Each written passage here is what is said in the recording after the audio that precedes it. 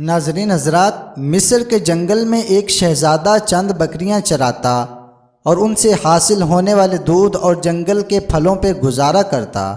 وہ تھا شہزادہ، مگر نہ تو اس میں شاہوں والا غرور تھا اور نہ ہی وہ جاہ و جلال۔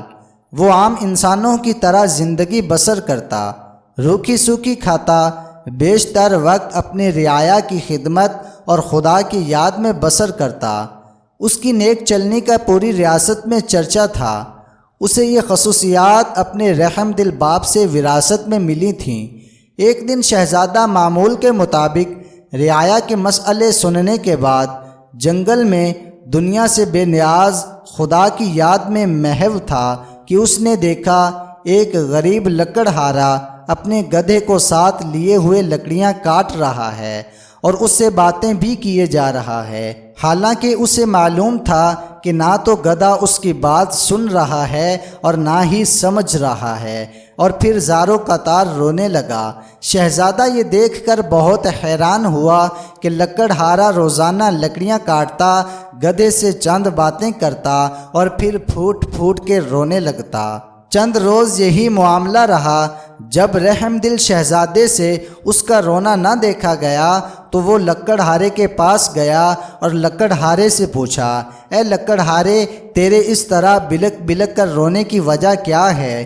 غریب بوڑھا ہمدرد انسان سامنے پا کر اور شدت سے رونے لگا اور سسکیوں کے ساتھ اپنی بدبختی کی کہانی سنانے لگا اور کہتا ہے، میرا ایک بیٹا تھا جسے خدا نے بے تحاشا دولت دی تھی، ہر طرح کا عیش و عشرت اسے میسر کیا تھا، مگر دولت کا غرور اس کے تن بدن پر اس قدر حاوی ہو چکا تھا کہ اسے اپنی دولت کے سوا کچھ دکھائی نہ دیتا تھا۔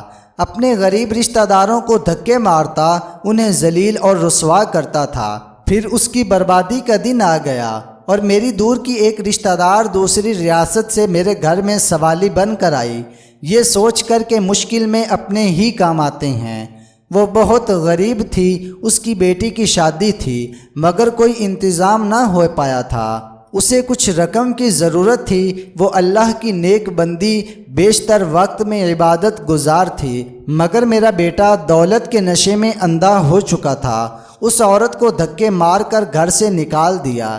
یہی وہ وقت تھا جب ہماری بربادی شروع ہوئی۔ اسی رات سرخ آندھی چلی، بجلی کڑکی اور تیز بارش ہوئی۔ میں اور میرا بیٹا اپنے نرم بستر پر میٹھی نیند سو رہے تھے اور وہ عورت پوری رات ہمارے دروازے سے لگی روتی رہی۔ شدید طوفان اور رات کے گھنے اندھیرے میں دوسری ریاست واپس جانا اس کے لیے ممکن نہ تھا، اور وہ ضعیف عورت پوری رات اس طوفان کا مقابلہ کرتی رہی اور میرے بیٹے کو رحم نہ آیا۔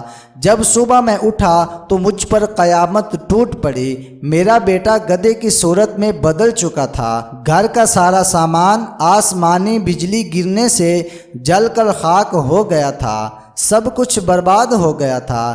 اس سب میں میرا قصور یہ تھا کہ میں نے اپنے بیٹے کو غرور اور تکبر کرنے سے نہ روکا، برائی کی طرف بڑھتا ہوا اس کا کوئی قدم نہ روکا، اور اب یہ عالم ہے کہ میں جنگل سے لکڑیاں کاٹتا ہوں اور اپنے ہی بیٹے پر لاد کر بیچنے لے جاتا ہوں، اور اسی سے ہم باپ بیٹے کا گزر چلتا ہے۔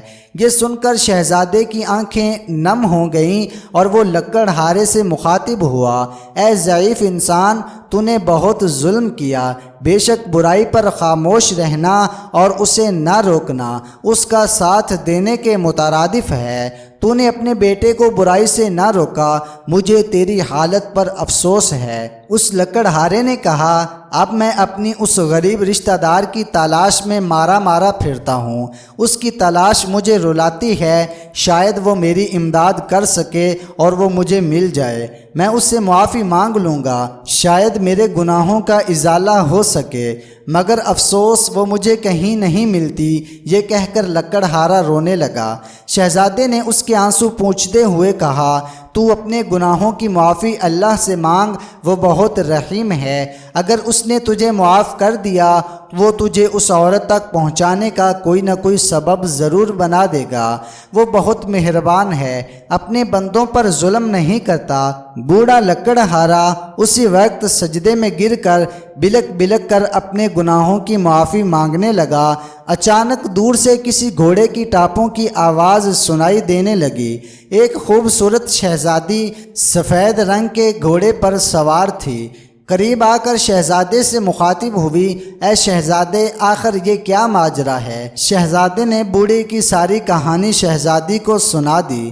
شہزادی کی آنکھوں میں آنسو جاری ہو گئے اور وہ گھوڑے سے اتری اور لکڑہارے سے کہنے لگی، میں ہی وہ لڑکی ہوں جس کی ماں تیرے در پر سوالی بن کر آئی تھی، مگر اے بدبخت، تیرے مغرور بیٹے نے اس نیک عورت کی زندگی ہی چھین لی۔ ساری رات تیرے دروازے پر تیز بارش میں طوفان کا مقابلہ کرتی رہی کہ شاید تجھے رحم آ جائے۔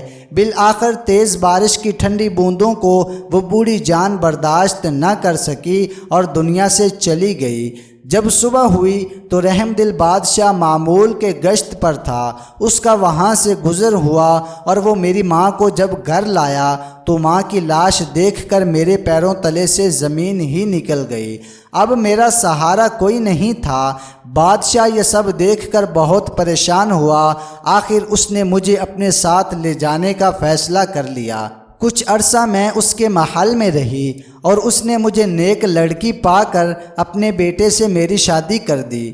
شاید یہ میری ماں کی دعاؤں کا نتیجہ تھا جس نے میری خاطر اپنی جان قربان کر دی، اور اس رب نے مجھ غریب کو فرش سے اٹھا کر عرش پر بٹھا دیا اور اس نیک شہزادے سے میری شہزادی کرا دی جو اس وقت تیرے سامنے کھڑا ہے، اور تجھے تیرے مغرور بیٹے کے کرموں نے عرش سے فرش پر گرا دیا۔ خدا کی قدرت دیکھ کر لکڑہارا شرمندگی سے زمین میں گڑتا جا رہا تھا اور رو رو کر شہزادی سے معافی مانگی۔ شہزادی بہت رحم دل تھی، لکڑہارے کے آنسوؤں سے اس کا دل بھر آیا اور اس نے اس کو معاف کر دیا۔